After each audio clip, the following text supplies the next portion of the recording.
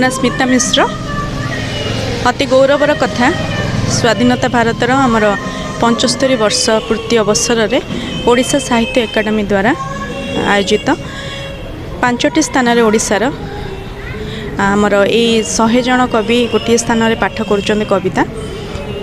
जोटा कि राउरकेला आमर 4टी जगार हो सुंदरगढ़ गोटे जगार होन्य स्थान मानक अच्छी हूँ ओडिशा भाषा विकास साहित्यर उन्नति जमती आगुक हम कवि माने तांकर प्रतिभार परिचय देवे और साहित्यर आगुक आहरी विकास हम ये चिंताधारा नहीं ओडिशा साहित्य एकाडेमी एक नियारा कार्यक्रम भंज भवन में आमर ये 22 जन कवि कविता पाठ करेंगे आमर कोइलनगर रिटायर्ड एसोसिएशन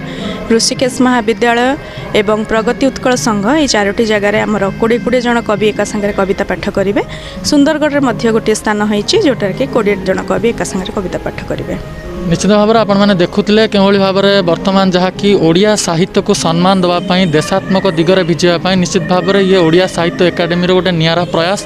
एवं वास्तव में केवल भंज भवन राउरकेला नुहे राउरकेला 4टी स्थान आज यह अनुष्ठित होती संपूर्ण ओडिशार 5टी जिले बर्तमान अनुष्ठित होती सबुठार बड़ कथा